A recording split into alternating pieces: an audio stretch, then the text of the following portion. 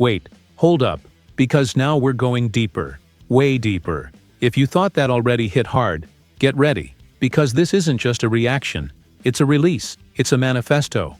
It's a Dodgers fan saying out loud what's been stuck in the throat of all Los Angeles. Clayton Kershaw didn't just give an interview, he pulled the thread.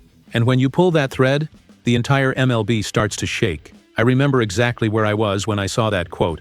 It wasn't a casual, "Oh, cool." It was silence. That moment where you lean back in your chair and think, damn, he really said that. Because when Clayton Kershaw speaks, it's not just a retired player talking. It's the moral compass of this franchise. It's the guy who took punches when it hurt. It's the guy who stayed when everyone screamed for a trade. It's the guy who carried the weight of being Clayton Kershaw in October. And now, retired, champion again in 2025, three-time World Series champ, he's free. Free to talk. Free to compare. Free to say what a lot of people are scared to say out loud. The Dodgers have become the MLB's dynasty. And that's not me talking.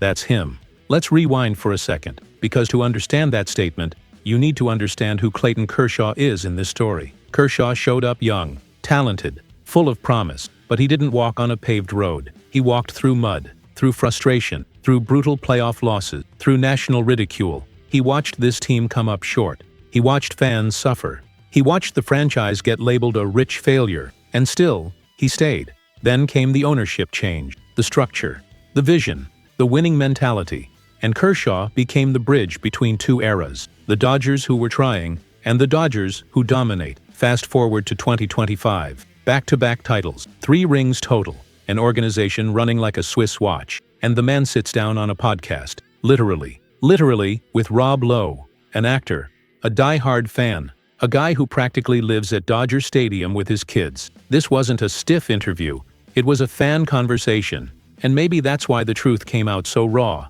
Then the Yankees come up, and not just any Yankee. The Yankees, the dynasty, the 90s, early 2000s, the team that won so much the rest of the league hated them.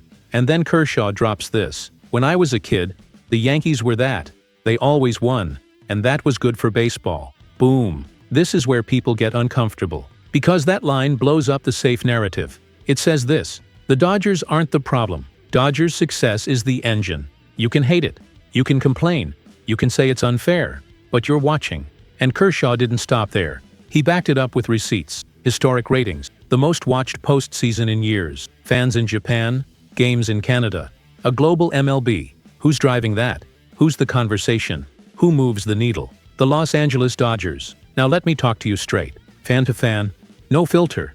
You remember how they used to talk about us, right? Remember the tone? Rich team that can't win.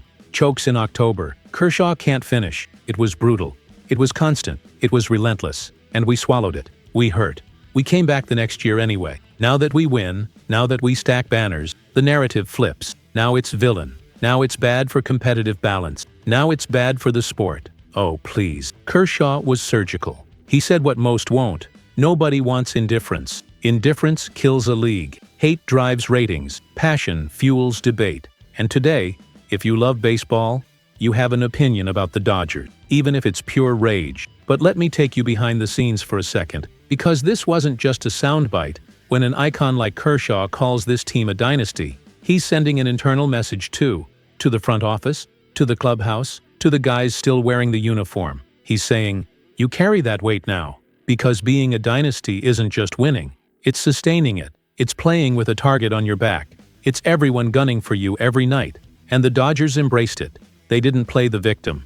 They didn't apologize. They invested. They planned. They executed. That bothers people a lot. Now let me challenge you again. Look closely at that comparison. The Yankees dominated because they had money and a killer mindset.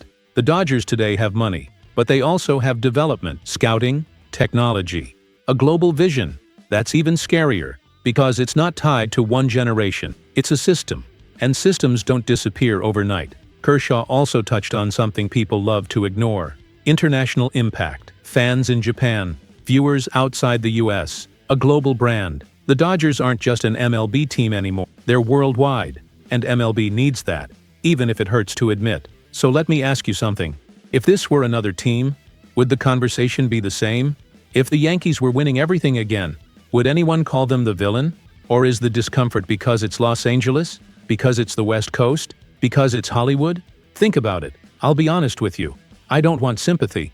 I want banners, and if being hated is the price, then hate us loud. Because Kershaw made one thing clear. This is good for the game. And if the guy who went through everything he went through is saying that, who are we to dismiss it without thinking? Now it's your turn.